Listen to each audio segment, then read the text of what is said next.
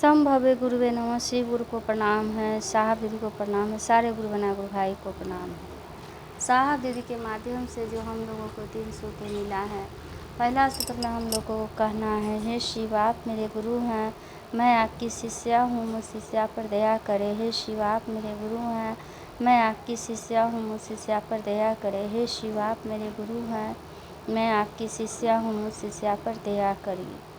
यह जो है पहला विधा हम लोगों को हर पल हर क्षण उठते बैठते अपने शिव गुरु को मन ही मन दया मांगते रहना है। दया मांगने से गुरु ज्ञान देते हैं, गुरु अंधकार से प्रकाश की ओर ले जाते हैं। और जितना हम अपने शिव गुरु के प्रति अपना भाव रखेंगे दया मांगने का, उतना ही महादेव की दया बरसती है उनकी। और महादेव दयालु है, अपने शिष्य आशीष पे दया करते हैं। बस हम लोग दया मांगते हुए अपना कार्य व्यवहार करें। कहा जाता है हम नहाना नहीं छोड़ते, खाना नहीं छोड़ते, तो अपने गुरु से दया मांगना क्यों छोड़ दे। नहा रहे उस टाइम में भी महादेव से दया मांगते हुए नहा लेंगे। खाना बना रहे हैं मन ही मन दया मांगते हुए खाना भी बहुत सुंदर बन जाता है। यदि हम अपने गुरु से दया मांगते हैं तो खाना बहुत स्वादिष्ट होता है और लगता है कि हाँ इस भोजन में स्वाद है। यानी मन को बेकार की बातें सोचकर अगर मन ही मन दया मांगते हुए हर काम काज करते हैं तो महादेव की दया से धीरे धीरे सात्विकता भी आता है मन में भी, और घर का भी वातावरण में धीरे धीरे शांति आने लगता है। और महादेव की दया हर जगह जो भी शिष्या बना है उन पे गुरु की दया का रस मिल जाता है। साहब ने हम लोगों को जो बताया है इतना बड़ा सुंदर रास्ता, इतना सुंदर साधन, इसमें कुछ नहीं करना है। आप जैसे है जिस तरह है उसी तरह दया मांगते हुए अपने महादेव से, दयालु महादेव दया करते हैं। बिजनेस व्यापार कुछ भी कर रहे हैं, बच्चे पढ़ाई लिखाई कर रहे हैं तो उससे भी कहेंगे कि बाबू तुम दया मांगो। ड्यूटी ऑफिस कहीं भी जा रहे हैं मन ही मन दया मांगना, शरीर से काम करना है मन ही मन अपने गुरु को प्रति मन को रखना है। यानी मेरे गुरु महादेव है, याद रखना है मेरे गुरु महेश्वर है और वह सबके गुरु हैं, जगत गुरु हैं, आदि गुरु हैं, उनसे बड़ा कोई गुरु नहीं। तो उनके हम शिष्य और शिष्यापन बने, इससे बड़ा सौभाग्य क्या हो सकता है। तो हम लोग को पल प्रतिपल जैसे शिव भाव में रहें और शिव जी से दया मांगे, महादेव से दया मांगे, तो हमारा ही जीवन में सुख में और आनंद में बरसता है। तो हम लोगों को महादेव से गुरु स्वरूप में जुड़े तो उनको अपना बनाना है। कहना है शिव आप मेरे गुरु हैं, मुझ शिष्या शिष्य पे दया कर दीजिए। हे शिव आप मेरे गुरु हैं, मुझ शिष्या शिष्य पे दया कर। यानी हम महिला है तो शिष्या बोलेंगे, जेंट्स है तो शिष्य बोलेंगे, लेकिन मन ही मन दया मांगे। और महादेव दयालु है, दया करते हैं, एक न एक दिन गुरु की दया हो ही जाते। किसी ने आज तक नहीं बताया कि महादेव गुरु स्वरूप में दयालु महादेव दया करते हैं। और एक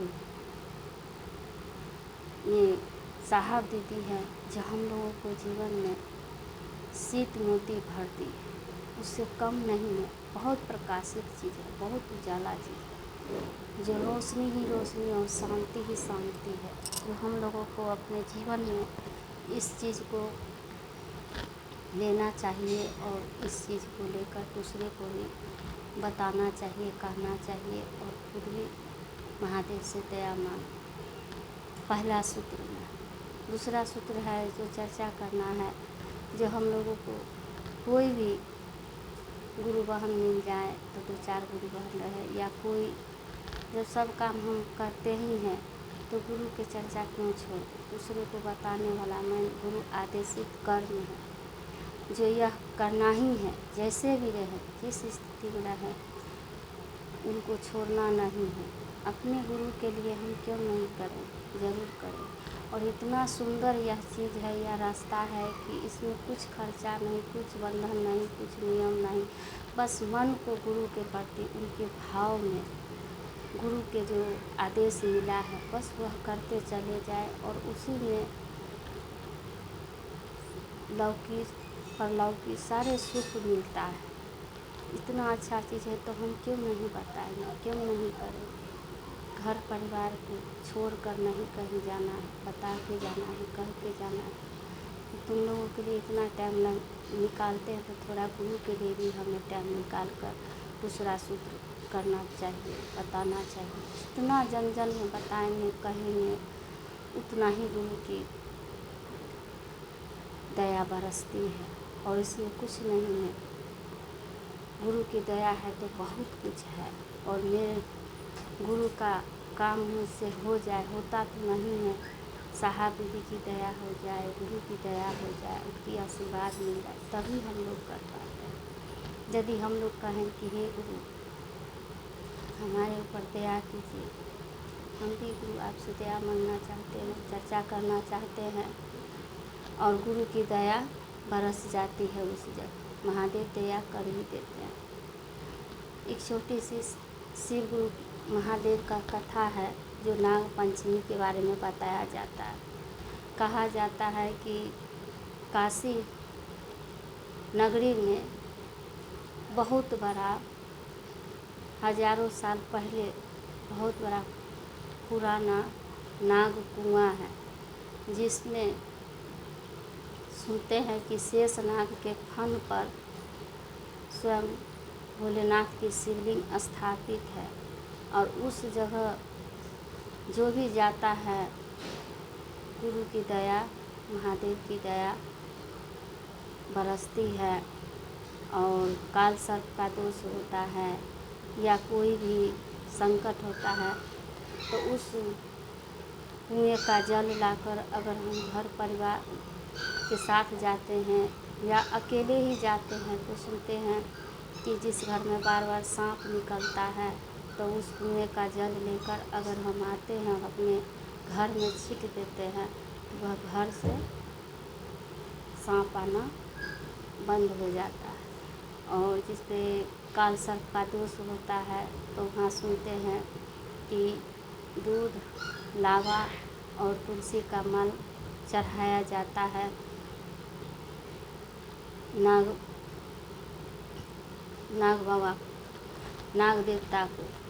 तो देखिए लाखों लोग वहाँ श्रद्धालु आते हैं और यह काम करते हैं जो काशी नगरी में पड़ता है। और हम लोग तो महादेव को ही गुरु बना लिए, उनको ही अपना बना लेंगे तो वो गुरु क्यों नहीं हम लोग को जीवन से काल दोष, काल सर्प दोष सब चीज़ खत्म कर दें। क्योंकि मन में गुरु के प्रति भाव रहेगा, उनका कार्य करेंगे तो बड़ा से बड़ा काल संकट कष्ट दूर हो सकता है। और देखिए वहाँ सभी आकर पूजा पाठ करते हैं तो देखिए शिव गुरु की महिमा कितना अच्छा है। और सभी लोग सावन में अभी महादेव की बहुत गुणगान हो रहा है, बहुत गुरु की दया बरस रही है, सब उनकी गुरु कार्य कर रहे हैं, करते जा रहे हैं, यही सबसे बड़ा चीज़ है। और तीसरा सूत्र में है जो नमः शिवाय से प्रणाम करना। इसी के साथ ये गुरु के चरणों में चर्चा को विराम में रखते अगली चर्चा के लिए दया मांगती हूँ। जाग जाग महादेव।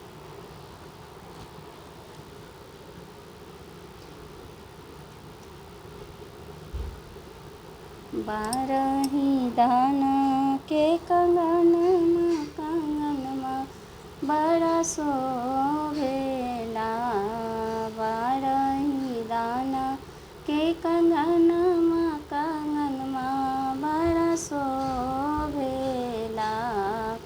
हे बहना शिवजी छथिन दयालु, दया शिष्या शिष्य पे करेला।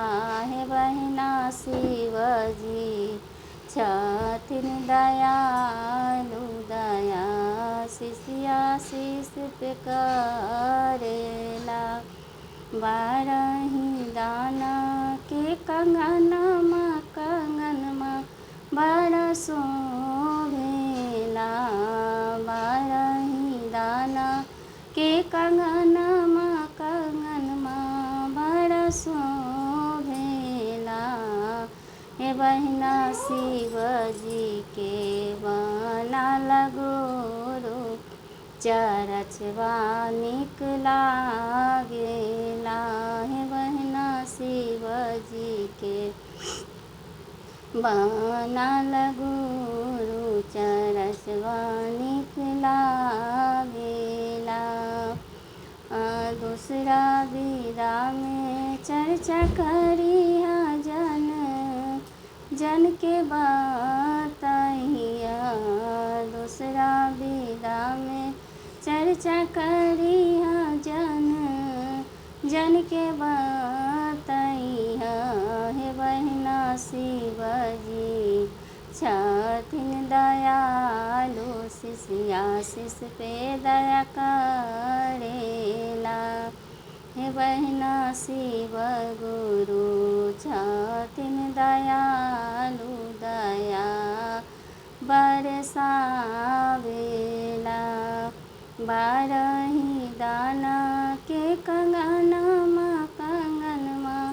बड़ा शोभेला। बारही दाना के कंगनमा बड़ा शोभेला। हे बहिना शिव जी के बनल गुरु दया गुरु जी के बरसेला। हे बहिना शिव जी के बनल गुरु दयालु महादेव दया बरसावेला। तीसरा विदा में नमन करिहा प्रणाम गुरु जी के। तीसरा विदा में नमन करिहा प्रणाम गुरु जी के। हे बहिना शिव जी के बनल गुरु दया गुरु करेला। हे बहिना शिव जी के बनल गुरु दया गुरु करेला।